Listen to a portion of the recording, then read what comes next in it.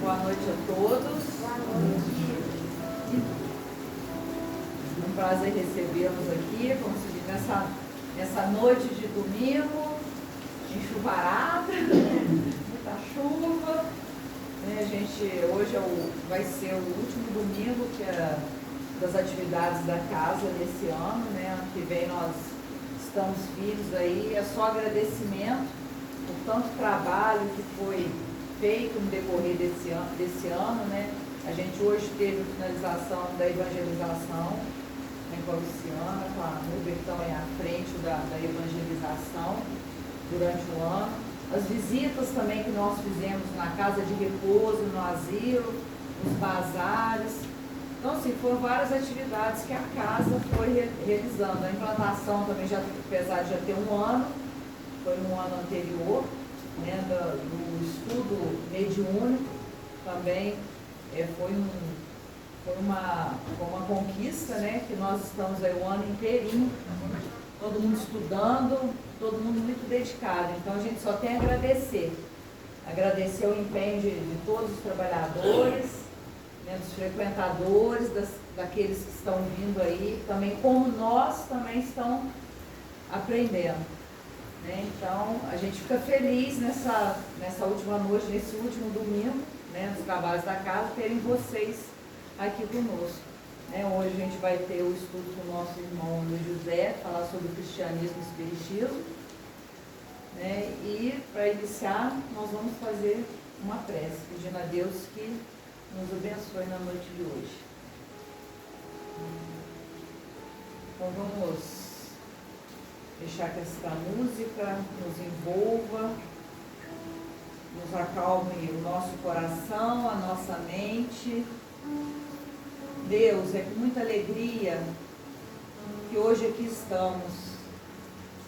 Agradecidos estamos, Jesus e a espiritualidade amiga, por mais este encontro fraternal que aqui vamos realizar na noite de hoje.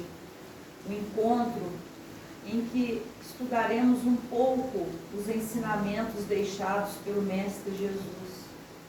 Que os ensinamentos aqui, dados pelo nosso expositor da noite de hoje, possam nos trazer conforto, possa fortalecer a nossa fé, né? Nos trazer cada vez mais esperança por dias melhores, agradecimento por este ano que encerra, né? E fé de que dias melhores estão por vir.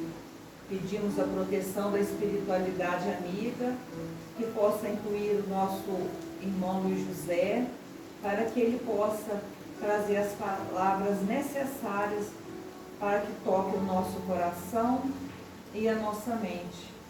Neste encontro fraterno da noite de hoje, vamos todos juntos dizendo: Pai nosso que estais nos céus, santificado seja o vosso nome, venha a nós o vosso reino, seja feita a vossa vontade, assim na terra como nos céus.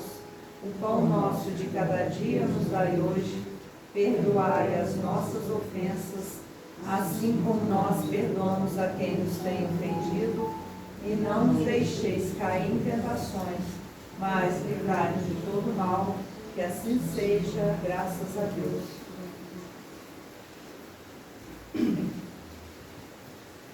Boa noite a todos. Boa noite. Que a paz do Cristo Jesus esteja no coração de cada um de nós. E é com muita alegria que hoje estou aqui para nós podermos conversar um pouquinho sobre este tema que eu gosto muito de falar, já tenho estudado há vários anos, e que a gente sabe que muitas pessoas não consideram o espiritismo cristão. Então hoje nós vamos falar um pouquinho disso. Eu tenho certeza que todos nós vamos sair daqui hoje, e quando alguém disser que o espiritismo não é cristão, nós vamos saber explicar o porquê que eles consideram os espíritas não cristãos. Né? Eu vou fazer uma cronologia histórica para que nós possamos entender, tá? Não sei se vai dar tempo de falar, porque é muita coisa para se falar, é uma coisa vai se puxando outra, e a Esmena pediu para falar um pouquinho sobre o Natal, né? E eu trouxe um estudo sobre o Natal aqui, para que a gente possa estar entendendo o que significa a festa de Natal, qual o significado da árvore de Natal, das bolas da árvore de Natal, quando que surgiu o Natal, quando que surgiu o presépio de Natal, quem foi que deu a ideia, qual foi a primeira vez que se montou um presépio de Natal. Então, para a gente é interessante a gente saber essas coisas também, historicamente falando, né? Bom, no livro O que é o Espiritismo, Allan Kardec dialoga com várias pessoas, com o cético, com o padre, né, com o ateu, e não sei qual deles, eu acredito que seja o padre, faz uma pergunta a Kardec sobre se o Espiritismo é religião. E é interessante a resposta que Kardec dá, porque uns acham que o Espiritismo é religião, outros acham que não é religião, que é ciência, outros acham que é filosofia. Então, a definição que Kardec deu serve para nós como resposta para as nossas perguntas também em relação ao que o Espiritismo é realmente, se é religião ou se não é religião. Então, meus amigos, Kardec responde o seguinte: o Espiritismo, ele é religião ou não, dependendo da forma que nós entendermos o termo religião.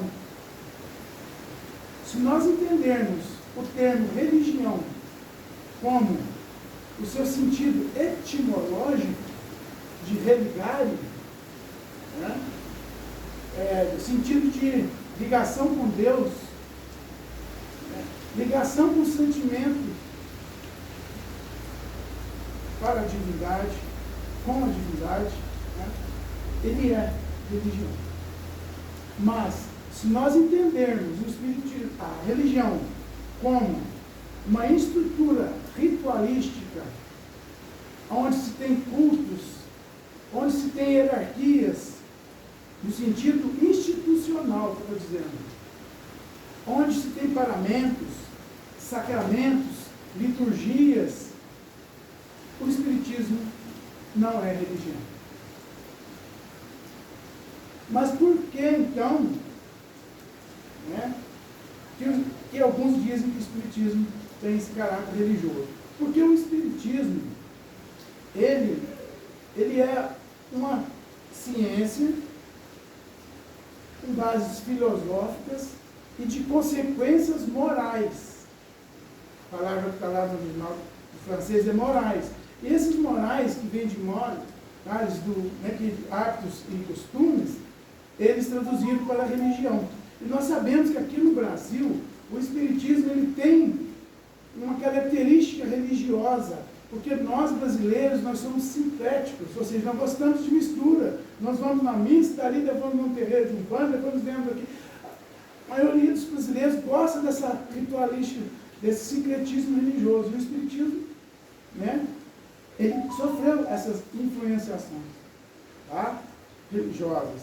Nós temos a figura do nosso patrono, Chico Xavier, de Bezerra de Menezes, que muito trouxe para nós com relação a, vamos dizer, a visão que eles tinham do Espiritismo, aproximando-se, né, da Igreja Católica.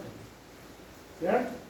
Então, por isso que muitos acham que o Espiritismo é religião, mas não é religião ritualística, não é religião institucionalizada.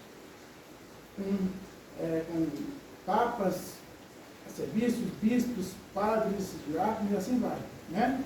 Então, deu para entender como que o Espiritismo ele é religião quando ele liga a gente a algo superior, a algo divino. Né?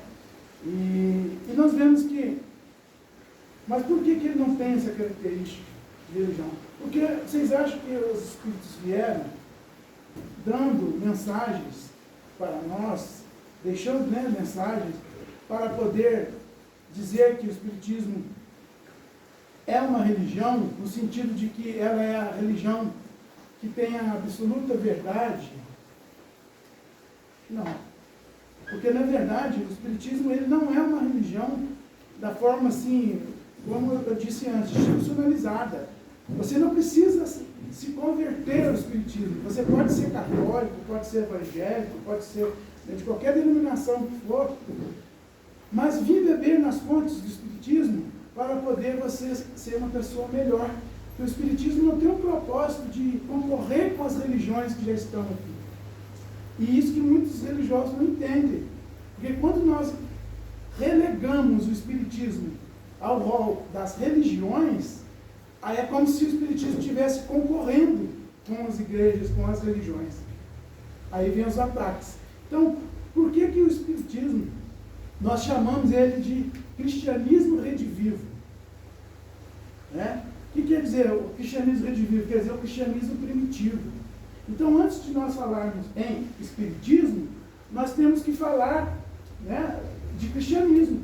E para nós entendermos o cristianismo, nós temos que voltar no tempo, na cronologia histórica, e entender, né, como que os cristãos da época se comportavam. Então, nós sabemos que, eu vou voltar um pouquinho aqui, numa das palestras que eu dei sobre Maria, Nossa Mãe Santíssima. Lembram no estudo que eu disse que quando Jesus foi crucificado, na cruz ainda, Jesus olha para João, não João Batista, mas João, né, o apóstolo, e diz a ele, né, filho, eis aí a sua mãe. E vira-se para Maria e diz, mãe, eis aí seu filho. Todos nós sabemos dessa história. E depois que Jesus foi crucificado, quem cuidou de Maria foi João. Levou Maria lá para Éfeso, né? Cidade de Éfeso. E ficou cuidando de Maria. E só que depois que as pessoas souberam que Jesus foi crucificado, eles tinham saudade das palavras do Cristo. Eles queriam entender toda a envoltura que tinha, o envolvimento que tinha as palavras do Cristo. E eles iam à casa de Maria para poder ouvi-la, porque Maria, ela, em todos os momentos de Jesus, ela estava presente. Apesar que os evangelhos não falam isso, mas Maria estava presente em todos, e ela tinha história para contar sobre o Cristo. E as pessoas gostavam de ir para poder ouvi-la. E a casa onde Maria residia, com João, teve o nome de a Casa do Caminho. Por quê? Porque era uma casa que ficava numa esquina, onde tinha livre acesso para o comércio, para a cidade, caminho que ia para a cidade de Jerusalém. Então, ali todos os peregrinos, os viajantes passavam por ali. Então era fácil acesso a essa casa. E eles começaram a ir. Quando Maria desencarna, e futuramente também João, aqueles que ficaram tomando conta do movimento, eles começaram a se reunir em lugares, porque até então eles não tinham local para poder se reunir, porque Maria já não estava lá mais, João não estava mais. Então eles começaram a se reunir nas grutas lá de Antioquia. E nessas grutas eles falavam sobre os ensinamentos de Jesus. Né?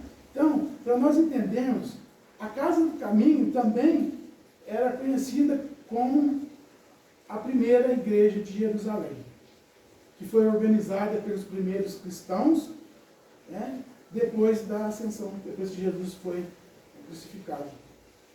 E os membros deste movimento, né, que iam se reunir desde a Casa do Caminho para as grutas de Antioquia, começaram a ser chamados de membros do caminho. Eles eram conhecidos como discípulos do Senhor, conhecidos como discípulos do Nazareno, eram conhecidos também como homens do caminho, seguidores da via.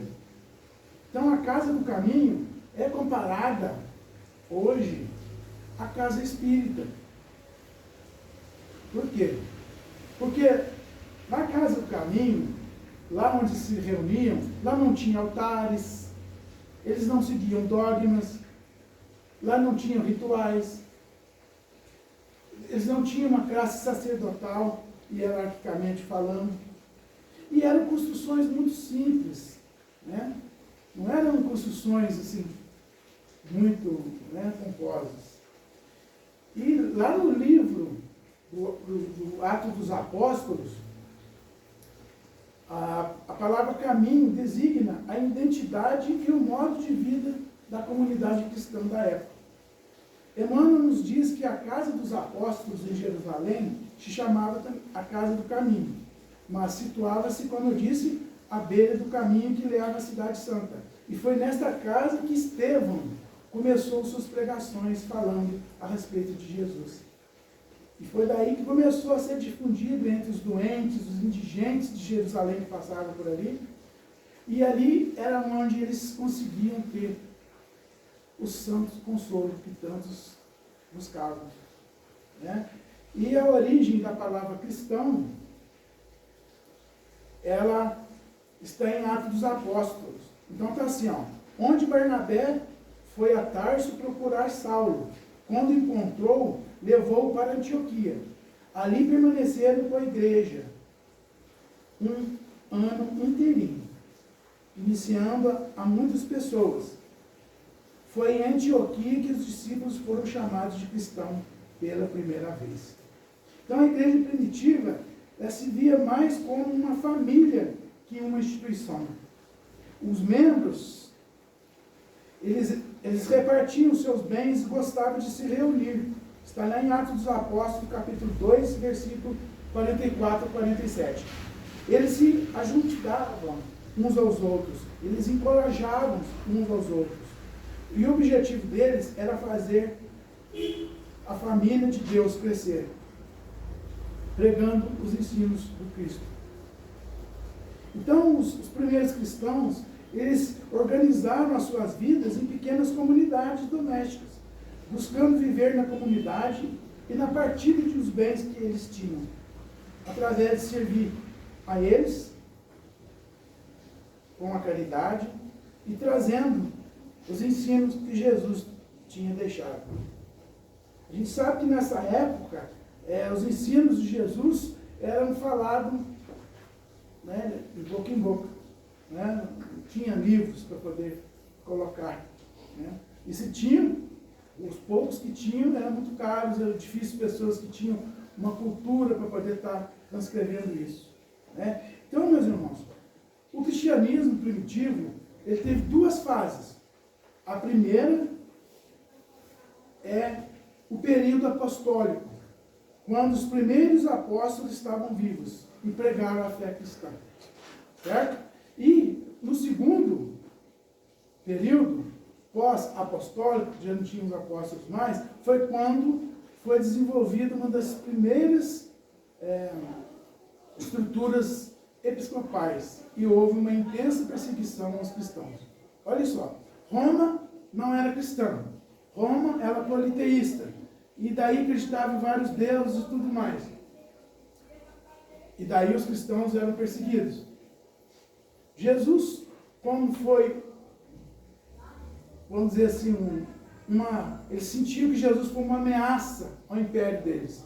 Jesus falava do Pai, falava do Eterno, e eles não, eles cultuavam os homens, como se fossem representantes, vamos dizer assim, né? E por isso Jesus foi perseguido, né? E morto na cruz, como quiserem entender, né? Então o cristianismo primitivo, ele não era um movimento único, ao contrário, ele refletia uma existência de múltiplas e pequenas comunidades domésticas, sem ortodoxia padronizada na fé, como se tem hoje, sem uma hierarquia eclesiástica, como se tem hoje, né? E não era uma instituição centralizada como nós temos hoje, instituições centralizadas. Mas quais eram, então, os costumes dessa igreja primitiva? O seu culto era espiritual e interno. Quando se opunham de pé e oravam de olhos fechados, suas orações não eram dirigidas a nenhum objeto visível, ou seja, nenhuma imagem, nenhuma figura, mas tão somente eles fechavam os olhos, elevavam os pensamentos a Deus e faziam suas orações, assim como nós espíritas fazemos, certo? E os romanos achavam isso um absurdo. Por quê? Porque eles tinham as imagens deles, dos vários deuses, né? E o interessante, meus irmãos, é que quando Constantino, que foi o imperador romano, aceitou, porque ele queria difundir o seu poder, ele resolveu a se unir ao clero, à igreja, que então era chamado só de igreja, porque a igreja católica, apostólica, romana, ela começou a ser chamada depois do século IX, mas lá no século IV, ela se chamava só igreja, né? Então, depois eu vou dizer por que ela passou a se chamar isso. Então, nessa época, ele uniu o útil ao agradável, e daí eles decidiram, né, a fazer com que o catolicismo fosse, a igreja fosse a religião oficial de Roma. E depois que a igreja passou a ser foi oficializada, aí é o contrário. Aí os politeístas começaram a ser perseguidos. Aqueles que não acreditavam, né, na religião predominante na época, que eles queriam, né, abranger tudo, eles eram perseguidos, né? Então, para as autoridades romanas, que estavam acostumadas a muitas manifestações materiais, simbólicas, manifestações de culto material mesmo, né? Eles acharam muito estranho. Mas, depois que começaram a compreender, a igreja começou a crescer, eles começaram a perseguir os outros. E aí teve um outro problema, porque existiam vários, porque a palavra igreja vem de eclésia, que significa assembleia, significa comunidade. Então, quando a gente fala igreja hoje, as pessoas entendem igreja como uma instituição institucionalizada. Ah, tem o Papa, tem um bispo, tem um padre, tem... Não. Eclésia significa uma comunidade, uma assembleia. Então, quando se fala em igreja lá atrás, está se falando daquela comunidade pequena que existia, onde as pessoas estudavam as passagens do Cristo, né? E eles faziam essas reuniões, e como eles eram perseguidos, voltando um pouco atrás, para eles poderem saber quem era realmente da turma que acreditava nas mensagens do Cristo ou não, aonde que eles passavam, eles faziam um símbolo, sabe? Eles riscavam na areia ou desenhavam nas pedras, na entrada das grutas, um baulado assim. Aí quando as pessoas estavam conversando, que eles viam que tinha aquele bauladinho assim, tipo uma meia-lua, aqueles que também queriam falar sobre o Cristo, mas tinham medo de falar e ser preso, eles iam lá e completavam o baulado ao contrário. Ou seja, olha só, eles faziam, vamos dizer assim, eles faziam assim, não imagina esse aqui, imagina só esse. Eles faziam isso, quando os outros encontravam e viam que eles estavam reunidos, para eles se identificar, que eles queriam falar também do Cristo, eles faziam do outro lado. Aí eles faziam como se fosse um peixe. Tá? Aí, por isso que nas cavernas de Antioquia, muitas delas, ainda se encontra o símbolo do peixe, que foi o primeiro símbolo cristão adotado. Nessa época não era a cruz, tá? Era o peixe. Isso por quê? Porque a palavra peixe, ele é um monograma. O que é um monograma? Uma sigla, né? E então, a palavra peixe, em grego, é uma sigla das primeiras palavras. Jesus Cristo, Filho de Deus Salvador. É como se fosse a letra J no português, a letra C, a letra F, a letra D e a letra S. Juntas. A palavra peixe em grego. Significava isso. Então é um código que eles tinham para poder se reconhecerem entre as pessoas, porque eles tinham medo de ser presos, e eram mesmo, muitos até mortos, como a gente sabe, né? Daí, meus irmãos, o que acontece? Quando eles começaram a se reunir, a falar do Cristo, inclusive na literatura espírita, nós temos uma obra que retrata muitas dessas reuniões que eles faziam, que é Jesus no Lar, do Espírito Neo Lúcio. Vocês conhecem? Aqui na casa tem. Então vocês podem ver que nesse livro, o Espírito Neo Lúcio fala de várias passagens, na casa de um, na casa de outro, e conta a história, né? Que, eu não sei se aqui tem, aqui não sei se tem, mas ali na estante eu sei que tem. Chama Jesus no Lar. Só que daí, quando a igreja resolveu vamos dizer assim, a estar junto com o imperador Constantino, e eles viram que tinha muitas ideias diferentes, e eles queriam funilar essas ideias, eles resolveram, então, a reunir aqueles que queriam participar da igreja ali crescente, né?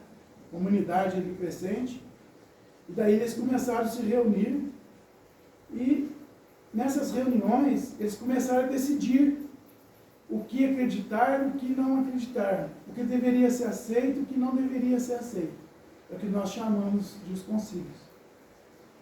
Então, o primeiro concílio que teve foi o concílio de Jerusalém. Nessa época do concílio de Jerusalém, os apóstolos, alguns deles ainda estavam vivos.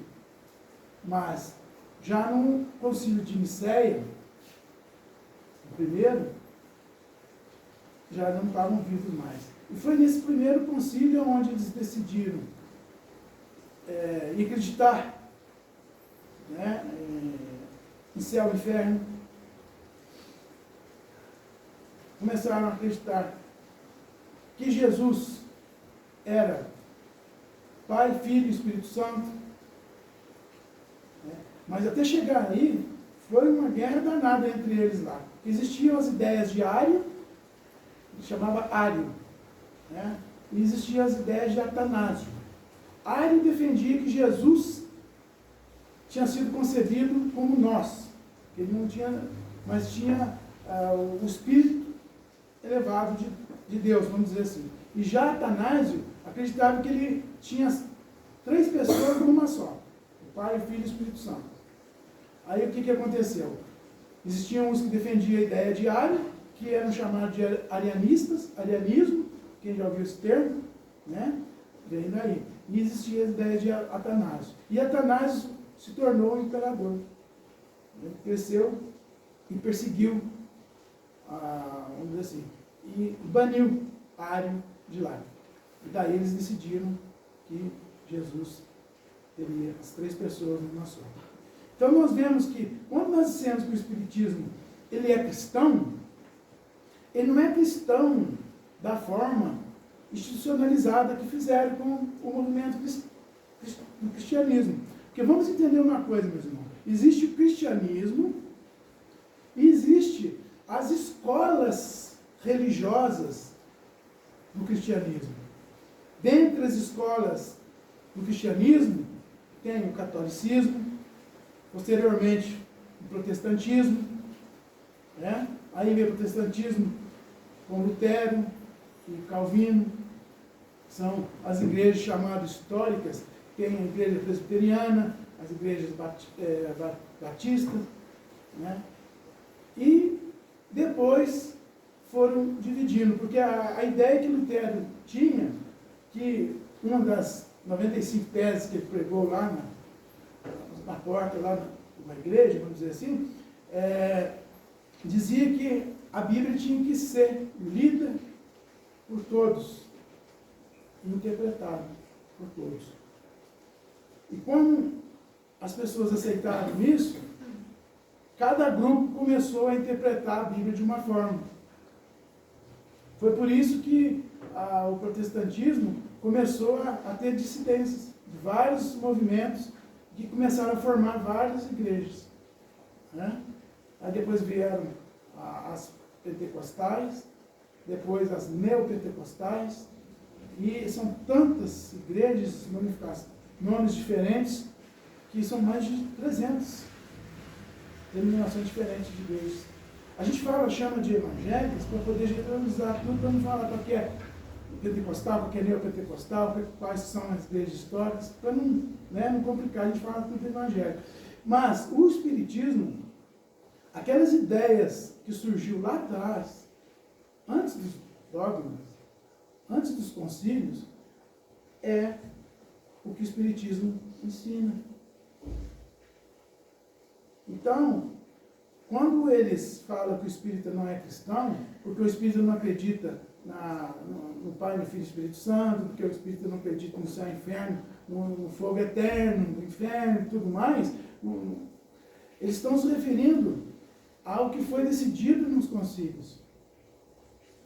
Tanto é que, depois de 1500, alguma coisa que a igreja teve a dissidência do protestantismo, os concílios que a igreja fez, depois acho que foi no século IX, depois disso, os protestantes não seguem.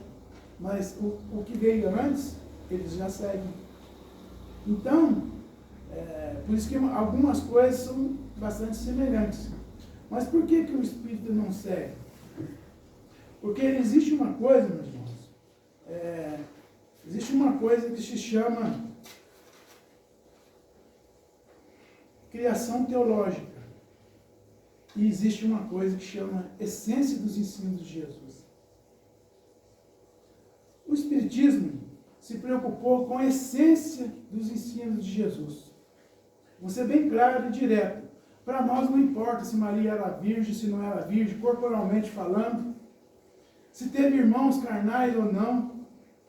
Para nós importa a mensagem que ela trouxe. Para nós, não importa se Jesus morreu, se numa cruz. Para nós importa a mensagem, a essência daquilo que Jesus trouxe para nós. Aquele amor que ensinou para nós.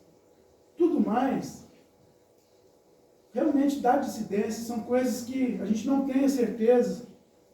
E é onde deu várias linhas de pensamentos diferentes, onde surgiram igrejas diferentes. Certo? Mas, para nós espíritas, o importante é nós focarmos na essência do que o Cristo quis trazer para nós. Porque a Bíblia é um livro muito complexo. Por que complexo? Porque é um livro que, na verdade, não é o livro. A palavra Bíblia significa os livros. Por isso que veio da palavra biblioteca. São vários livros. Para vocês terem uma ideia, a diferença do Antigo e do Novo Testamento é uma diferença de quase 1000 anos. Diferença cronológica, de tempo.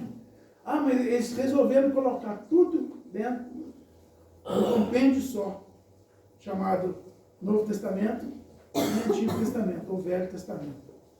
Mas, se vocês forem ver, estudar, vocês vão ver que no Velho Testamento, Antigo Testamento, ou Primeira Aliança, cada teólogo fala de um jeito.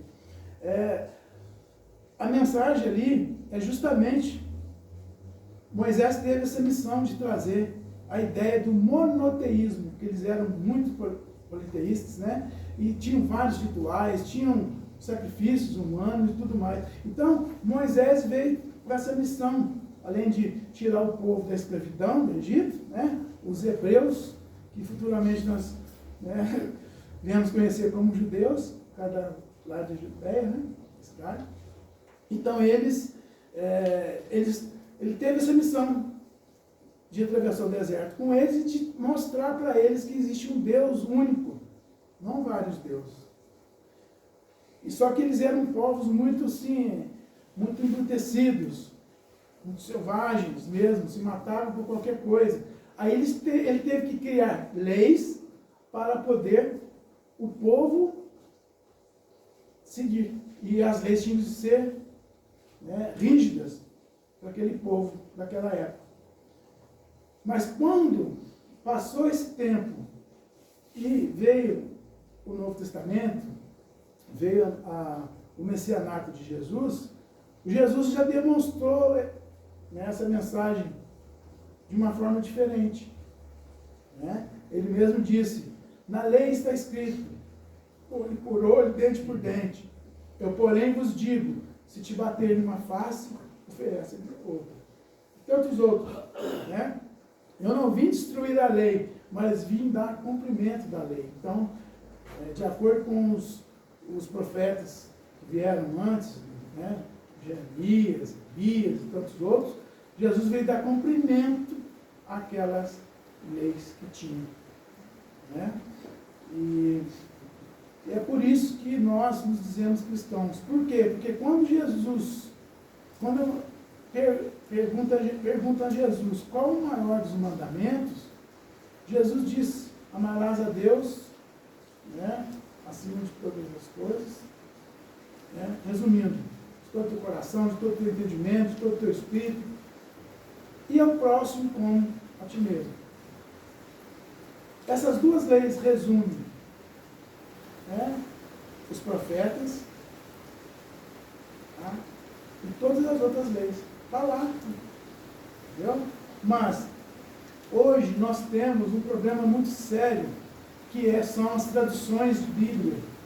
Infelizmente, lá em Levítico, capítulo 19, está lá em algumas Bíblias, falando que Deus condena as pessoas a procurarem médiuns espíritas. Eu só achei essa frase, essa tradução, na Bíblia dos Testemunhos de Jeová. Já, que é da Torre de Vigília, que é a editora deles. Já no João Ferreira de Almeida, que é a maior parte dos evangelhos que segue, está de outra forma. Está a palavra encantador. Então, o que é um encantador? Encantador é aqueles que fazem magia, fazem feitiçaria, fazem adivinhação. Agora, quando que nós espíritos vamos ficar se comunicando com o mundo espiritual para tentar adivinhar alguma coisa? Não existe. Né? Mas eles colocaram lá e faz uma confusão danada na cabeça das pessoas. Então, meus irmãos, eu falei que não ia dar tempo. O que eu ia falar, por exemplo, aqui, ó, sobre a promessa de Jesus, né? Já está faltando 15 minutos. E como eu vou ter que falar do Natal, aí eu vou deixar uma próxima oportunidade para a gente poder falar sobre esses slides que eu fiz carinhosamente, para a gente poder estar falando, tá? Sobre o cristianismo primitivo. Eu pesquisei sobre cada um desses pesquisadores aqui, tá? Esse Harold Nelson, ele é um pastor, professor de teologia de uma faculdade evangélica, mas ele foi perseguido tanto por causa do livro que ele escreveu, O Espiritismo na Igreja, você nem imagina o que ele passou na vida dele, por conta disso. Então, eu não vou assim entrar, eu gostaria de estar falando item por item para a gente poder estar entendendo, mas infelizmente não vai dar tempo, tá? Não vai dar tempo falar sobre o Espírito de Verdade, falar sobre aqui no Evangelho segundo o Espiritismo, está lá no capítulo 6, o Cristo Consolador, está lá: espíritas, amai-vos, eis o primeiro ensinamento, instruí-vos, eis o segundo. Todos nós conhecemos essa máxima, além daquilo que a gente fala da caridade na salvação, né? Mas existe também a frase subsequente a isso aqui, que está assim, ó: todas as verdades se encontram no cristianismo. Os erros que nele criaram raízes são de origem unicamente humana. E eis que do outro lado do túmulo, onde acreditavas que nada existia, vozes nos gritam: irmãos, nada morre. Jesus Cristo é o vencedor do mal. Sede os vencedores da impiedade, os vencedores do respeito, os vencedores da crueldade, os vencedores da desumanidade, os vencedores do amor. Tudo isso é o significado da palavra impiedade. E quem que assina a mensagem? O Espírito de Verdade. Paris, 1860. Aí por isso que essa parte entra justamente ali na promessa, né, do Consolador prometido, dando sequência. Né? Mas o importante, para não ficar muitas informações, é que o Espiritismo, ele tem por missão transformar as pessoas para o bem. Assim como as igrejas também têm. Só que as igrejas entendem, muitos deles, né, ele entende que o Espiritismo é uma ameaça, porque o Espiritismo ele não acredita no inferno, o Espiritismo não acredita no demônio. Né? Só que todas essas crenças que eles dizem que o Espiritismo não crê, não fala, não prega, é porque foram crenças que eu falei para vocês, são criações teológicas. Jesus não ensinou isso. Eles pegaram determinadas passagens e entenderam isso e criaram esse dogma. Entendeu? Mas a dificuldade, às vezes, deles entender que o Espiritismo ele tenta resgatar aquele cristianismo puro e simples, lá do passado. Por quê? Porque entre Deus e a humanidade não precisa intermediários. Basta nós levarmos nossos pensamentos e conversar com Ele. Não é na Bíblia que diz que quando quisermos falar com Deus, nós devemos entrar em nosso quarto, né, fechar as portas e conversarmos com Ele? Então, não precisamos de intermediário. Mas se criou tanta ritualística para poder, né, eu respeito, né, a gente deve respeitar os rituais das igrejas que fazem, os paramentos, as liturgias que eles criaram para poder estar homenageando, né, a Deus da forma que eles o concebem. Mas nós não seguimos da mesma forma. Por quê? Porque nós acreditamos que Deus, como está aqui, que eu ia mostrar para você, Deus é Espírito. Né? E se nós somos imagem e semelhança dele, é a parte espiritual. Quando falamos sobre a virgindade de Maria, sobre se Maria é imaculada, não, se continuou virgem depois que deu a luz ao Cristo, o nosso entendimento espírita, ela é virgem sim, não fisicamente, mas espiritualmente. Né? Daí quando a gente começa a levar para esse lado, a gente começa a entender as coisas de uma forma diferente. Certo? Eu vou ficar devendo mais coisas para vocês sobre isso aí, porque tem um monte de coisa ainda para falar, né? São coisas assim, interessantes para a gente saber, porque quando as pessoas perguntam alguma coisa para a gente pelo menos saber explicar o porquê, né, que o Espiritismo é cristão. E quando o próprio Cristo disse que o amor, né, e João fala também, eu ia passar aqui o slide, entre a fé, a esperança e a caridade, que a caridade é a maior de todas. E para nós, caridade é sinônimo de amor. E como a própria Bíblia diz que Deus é amor, nós buscamos em aprender a amar, amando a nós mesmos, primeiramente, para poder distribuir este amor.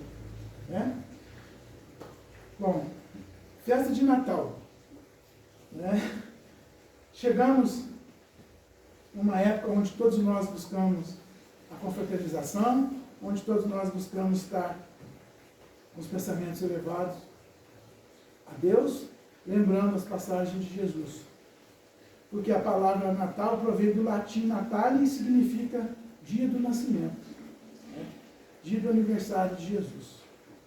Então, foi depois do conhecido concílio de Nicéia, como eu disse antes, lá do ano 325, onde Jesus foi estabelecido no ministério da encarnação considerado Deus que se fez homem, unindo a natureza divina à natureza humana. Então foi no século IV, mais especificamente no ano de 336, que foi estabelecido que o dia 25 de dezembro seria o dia do nascimento de Jesus. O dia 25 de dezembro, vamos voltar na história, era lá em Roma, consagrado a Natalis Solis Invicti, significa que Natal do Sol Invisível. Invisível não, invencível. Tá? Eu tenho que colocar o óculos, porque eu tento enxergar sem o óculos, eu não consigo, eu falo besteira.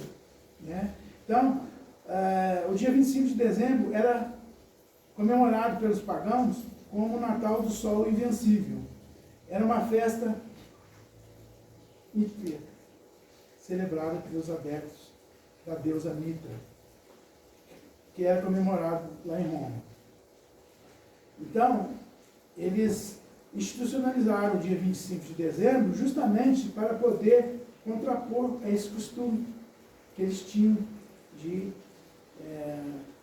comemorar o dia do Deus Sol. Tá? Os povos pagãos realizavam festas também e cultos religiosos, marcando a comemoração do solstício de inverno.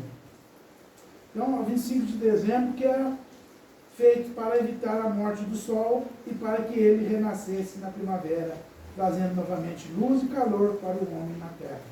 Esse que era o porquê deles se reunir lá e fazer as comemorações do Deus Sol.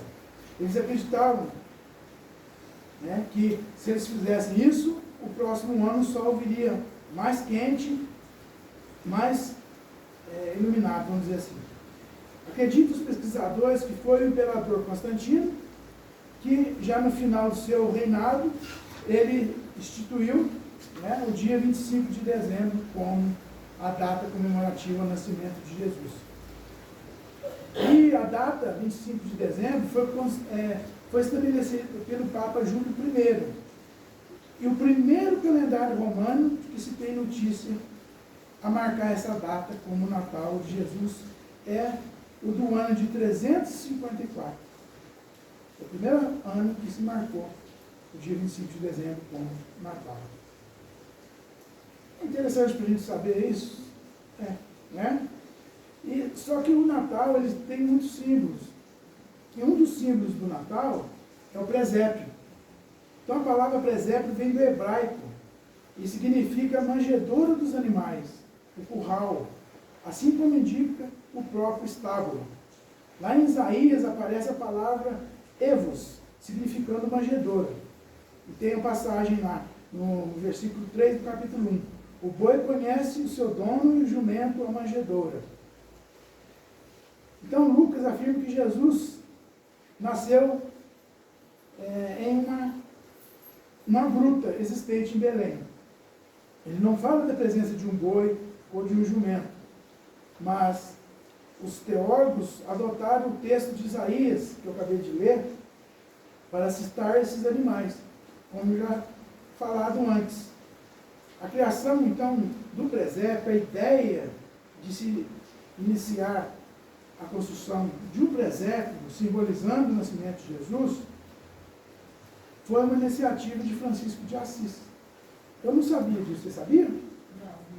Então, na noite do dia 24 para o dia 25 de dezembro, no ano de 1223, na aldeia de Crescio, na Itália, foi preparada uma manjedoura cheia de feno e nela colocaram um boi e um jumento. Então, assim, Francisco de Assis achou uma gruta parecida com o local onde Jesus poderia ter nascido. Só que ele resolveu, né, ornamentar o local. E Francisco de Assis, como gostava muito de animais, e como tinha uma ideia de estrebaria, ele colocou a figura dos animais ali, junto de Jesus. Né? E foi o primeiro presépio que se teve notícia. Certo? Aqui, ó, conta-se a história que, aproximando-se o Natal, Francisco, que não deixava dia e noite meditar sobre a vida de Jesus, resolveu celebrar de uma maneira nova e original a festa do Cristo. Né? E achando-se no cemitério onde ficava um local onde ele construiu com feno e colocou figuras de animais. Certo? Então, a noite de Natal, essa primeira noite lá de Francisco de Assis, foi uma noite muito bonita, onde as pessoas admiraram de ver a beleza do local e ao mesmo tempo a simplicidade. Né? E onde ele retrata que Jesus nasceu num lugar pobre, né? Ele veio ao mundo e nasceu num lugar pobre, simples, e que os animais estavam junto dele. Né? E ele colocou sinos também, para que na hora que desse a hora derradeira, eles batessem o sino, para poder anunciar que naquele momento estava nascendo Jesus. E essa ideia foi copiada, né, pela igreja e é até hoje. Certo? Depois disso, eu acho que em Portugal também teve pessoas que fizeram, né, ornamentaram o local para poder comemorar. Isso em 1300 e tanto lá atrás. E daí, como os portugueses vieram para o Brasil, colonizando aqui, eles trouxeram esses costumes para cá também. Né? E como o catolicismo foi também como religião oficial, aí tudo aquilo que a Igreja Católica Pastoral Romana fazia, os outros países também copiavam. Certo? Agora, uma figura polêmica, emblemática no Natal é o Papai Noel. Né? Não sei se vocês já viram falar como surgiu o Papai Noel. Acredito que muitos de vocês já tenham visto, mas eu vou ler aqui. Ó. Toda criança interroga sobre o Natal. Vai responder, se você perguntar para uma criança sobre o Natal, ele pode com certeza responder que é a festa do Papai Noel, a figura mais atraente e popular do Natal. Papai Noel é representado por um bom e sorridente velhinho de longas barbas brancas, ovo enfeitado de arminho. Ele é gorducho, com vestes vermelhas e botas para frio. Então, devido à origem europeia, ele tem essa roupa característica daquela época, porque era uma época onde fazia muito frio, caía neve, né? E ele carregando o seu tradicional saco nas costas, cheio de presente. Então, hoje, Papai Noel é, antes de tudo, um símbolo de, infelizmente, exploração comercial.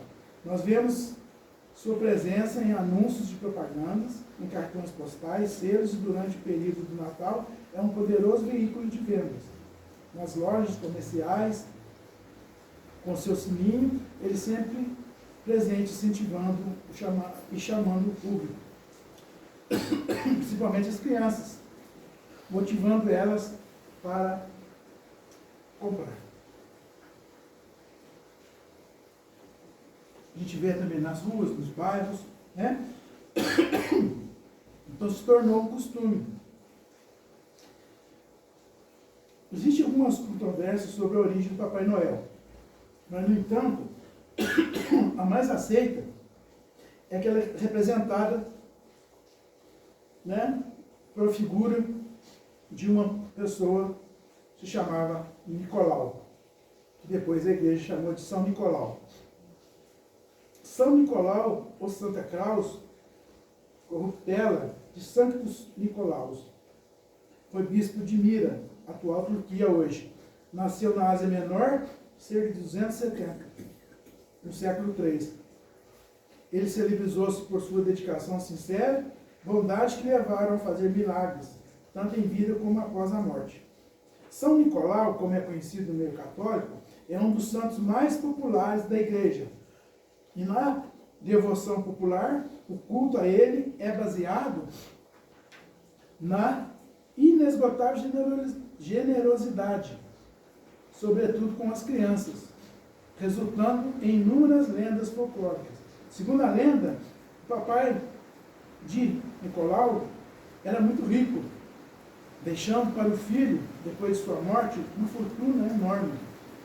Então o futuro santo, sempre generoso, soube que uma vizinha estava com dificuldades para dar uma festa de casamento digna a uma de suas filhas. E durante a noite, às escondidas, ele foi, encheu uma pequena bolsa de moedas de ouro e jogou na janela do vizinho. E com isso, a festa foi realizada. Na segunda filha do vizinho, que foi casar, mesmo, a irmã da outra, quando foi casar, ele fez da mesma forma, repetiu. Né? Só que dessa vez, o pai da moça estava vigiando e descobriu, né, que Nicolau que fez essa doação generosa. E aí ele começou a espalhar a notícia sobre quem era o benfeitor. Que sem distribuir seus bens aos pobres, principalmente as crianças, Nicolau tornou-se um costume. Né? A vida de Nicolau passou a fazer parte do costume das pessoas que começaram a se reunir e começaram a juntar coisas para doar para aquelas que não tinham. E essa ideia foi crescendo, passando através dos tempos. Né?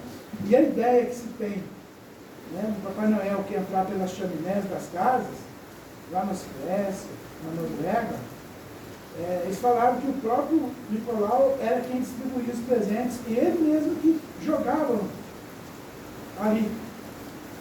Os presentes caíam lá embaixo, né? Jogavam na lareira. Foi daí que teve a ideia de que Papai Noel descia, né, nos chaminés e deixava os presentes, ele jogava, ele não descia. Então essa tradição de presentear as crianças no dia de Natal, lentamente foi sendo transferida para o dia 25 de dezembro, e como ocorre atualmente. Eu achei interessante trazer isso, e cada um disso aqui eu trouxe de um livro diferente. Eu tive que pesquisar, né? E aí, vamos finalizando, falar sobre a árvore de Natal e as bolas de Natal. A árvore de Natal, a origem da presença da árvore de Natal, você sabe, de janeiro? A origem da presença da árvore nas festividades de Natal remonta aos primeiros séculos do cristianismo, entre os povos pagãos na Europa Central. Existia uma crença entre os pagãos de um espírito livre que vivia em cada carvalho, as árvores enormes, né? Então, dentro da floresta, com a madeira dessas árvores era muito grande, e eles tinham até medo, porque elas eram muito grandes, e essa madeira dessa árvore, ela era feito um óleo dessa casca dessa árvore, que os sacerdotes druidas antigos faziam para manter acesa uma chama, os falados da chama sagrada. Foi São Wilfrido, monge anglo-saxão, que começou a pregar o cristianismo na Europa Central e encontrou essas crenças pagãs entre esses povos, e uma das quais do espírito que habitava no carvalho, na árvore, né? Para destruí-la, essa crença pagã, resolveu cortar uma velha árvore que existia lá, onde todos achavam que tinha um espírito que vivia dentro da árvore, próximo da igreja dele. Segundo a lenda, neste momento que ele cortou a árvore, irrompeu violenta tempestade, e um raio cortou o tronco em 4 pedaços dessa árvore que estava querendo cortar, espalhando seus galhos. Porém, um pinheirinho novo que estava ao lado, verdejante, que era todo verdinho, novinho, que existia ali do lado desse carvalho, ficou intacto, milagrosamente. Nada sofreu com essa tempestade. Então, para Wilfrido, esse acontecimento representou uma mensagem do céu, pelo qual a divina providência dava a sua proteção à infância e à inocência. Então, eles fizeram uma análise entre a árvore velha, grande, e o pinheirinho pequeno, que as árvores pequenas representavam a infância e a inocência. E naquela mesma noite, no seu sermão, o religioso mencionou o fato, dizendo que o pinheirinho, poupado por Deus, representava a árvore da paz e da inocência. E por conservar-se sempre verde durante todo o ano, mesmo nos mais rigorosos invernos, o pinheiro era um símbolo da imortalidade. Aqui era associada a imagem do pinheiro verdejante, né? A imagem do imortal menino Jesus. Assim a árvore passou a representar um símbolo de Jesus Cristo, vida e luz do mundo. E com isso a árvore de Natal, representada pelo pinheirinho, passou a ser colocada junto ao presépio como símbolo cristão. Representando. Achei interessante, né? Achei muita coisa para decorar e vir aqui falar. Isso que eu trouxe, eu não quero cansar vocês, tá? Agora, as bolas de Natal. O que significa as bolas de Natal? Com o passar dos anos, as árvores de Natal foram sendo cada vez mais enfeitadas, principalmente com bolas, luzes coloridas. Então, as bolas representam, nos símbolos natalinos, os bons frutos produzidos na vida. Né? Elas são presas, as bolinhas são presas nos galhos das árvores, representando também as boas ações, uma vez que elas dão bons frutos. Então as bolinhas representam bons frutos. Né? Da árvore, que representa a inocência, representa a criança, que representa a imortalidade, né? Que foi colocada ao lado da manjedoura de Cristo. Tá? Bom, cartões de Natal, que todos nós costumamos fazer e dar, antigamente não tinha tantos assim, e eram feitos à mão, eram todo artesanal. Né? Só que de um tempo, lá em Londres, eles decidiram a fazer 100 cartões. Um dono de um comércio resolveu fazer 100 cartões e distribuir para as pessoas que estavam ali. E as pessoas gostaram tanto da ideia que os outros começaram a imitar também. Outros comerciantes começaram a produzir os cartões e distribuir na época de Natal. E o negócio foi crescendo tanto que por fim as pessoas não davam conta mais de fazer manualmente os cartões. Daí alguém teve a ideia de ir lá e fazer em grande escala. Né? Aí fizeram os cartões em grande escala para poder serem distribuídos. E assim foi passando, né, o chamado litografados, né, os cartões litografados. Foi em 1851, 6 anos antes da codificação espírita. Foi nesse ano que eles fizeram os cartões em grande escala e começaram a distribuir nos comércios, né, nas empresas. Os patrões davam para os empregados começaram a dar os familiares, amigos, e assim foi, né? Mas infelizmente, nessa época de Natal, nós vemos que o verdadeiro dono da festa muitas vezes é esquecido, né? Ou melhor, muitas vezes é substituído. Então, que a gente fique com a ficção do Papai Noel, sim, que a gente fale com as crianças do Papai Noel, né? Que a gente entre nesse mundo, né, fantasioso com as crianças também. Mas que a gente também fale do principal aniversariante de Natal, que é Jesus. Né? E que muitas pessoas falam assim, não vai ter presente, não vai ter Papai Noel, então não vai ser Natal. É porque eles ligaram Papai Noel ao Natal, quando na verdade é o Cristo que é a figura principal, que é a estrela principal, né, do Natal. Então a gente sabe que o Natal virou um comércio, né, mas a gente tem que sempre que possível falar que a ausência do Papai Noel não deixa de ser Natal, mas a ausência do Cristo, com certeza, não teria como ser Natal sem a presença do Cristo. Né?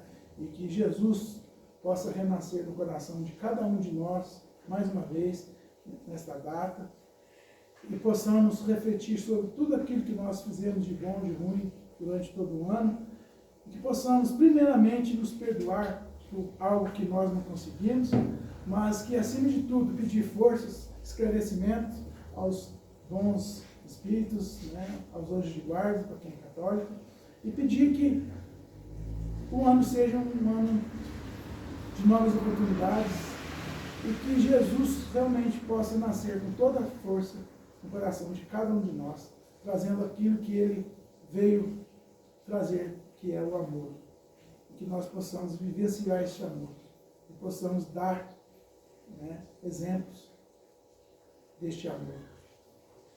Que como lembro uma vez o Tarcísio falou para nós aqui no estudo que um cristão triste é um triste cristão.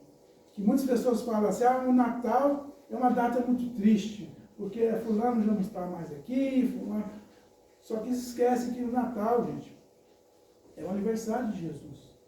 Natal não é festa de comilança. Está certo que os nossos familiares, muitas vezes, muitos deles não estão mais conosco aqui. Mas nós devemos entender que eles não estão mais aqui, mas eles seguiram o caminho deles. E que amanhã ou depois nós também não vamos estar aqui. E nem por isso eles deixarão de comemorar o Natal. Né? Então que fique essa mensagem para nós, de que Jesus, Ele é o nosso modelo, o nosso guia. E que nós miramos sempre nele, para tudo na nossa vida. Independente se nós formos considerados cristãos ou não, para os outros não importa. O importante é que nós temos o nosso coração e que nós realmente somos seguidores do Cristo, porque Ele está presente em nossa vida sempre. Tá? Desculpa ter avançado no tempo, sabia que ia avançar, né? Foram 15 minutos, mas não falei nem a metade das coisas que tinha ali sobre o cristianismo e o espiritismo para a gente poder entender, mas espero numa próxima oportunidade poder falar, tá? Mas para que a gente possa estar aprendendo um pouco mais, tá bom? Obrigado. Desculpem mais uma vez o horário que passou e que Jesus permaneça em nossos corações, nos fortalecendo hoje e sempre. Obrigado. José, a gente que agradece a presença de todos. Foram muitas simbologias aí que o José falou.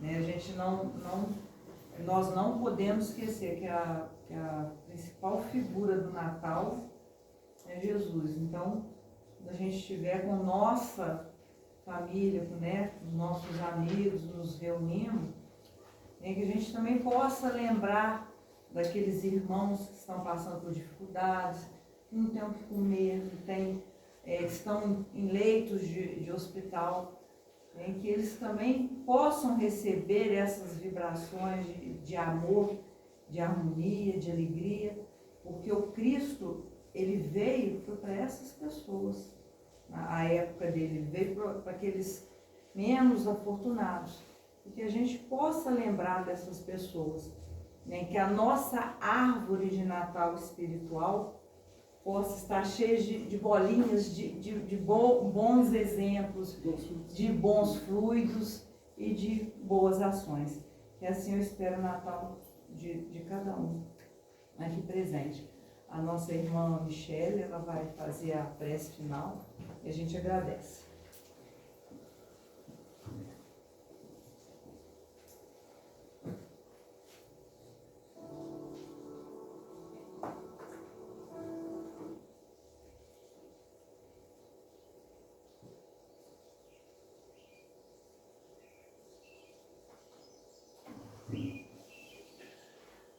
Agradecidos estamos, Senhor Deus, Pai de infinito amor e misericórdia.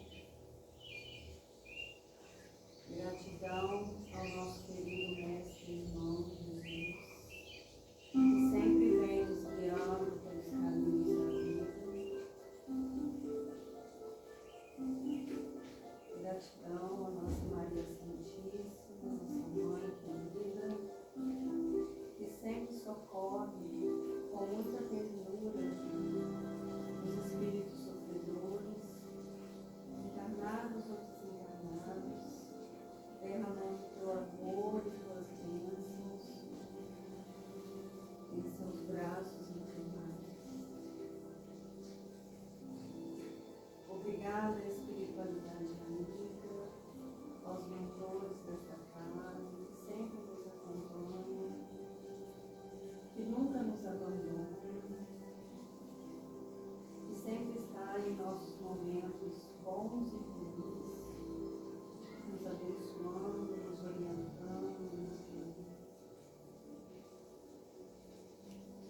possamos, neste momento tão feliz que vamos viver agora, que é o nosso nascimento do nosso modelo e guia, Jesus Cristo. Que o Natal possa nos envolver com o verdadeiro sentido,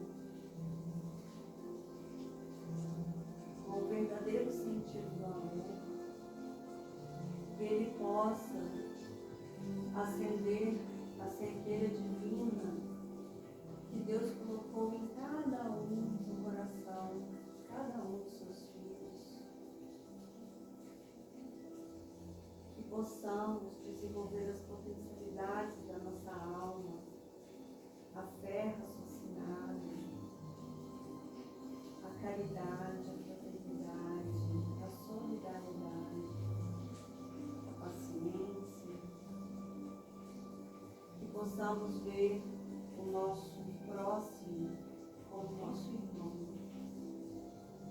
Que possamos ser verdadeiros cristãos, não apenas um rótulo, mas verdadeiros cristãos na prática, verdadeiros cristãos de coração, que possamos ser fiéis trabalhadores na seara do Pai,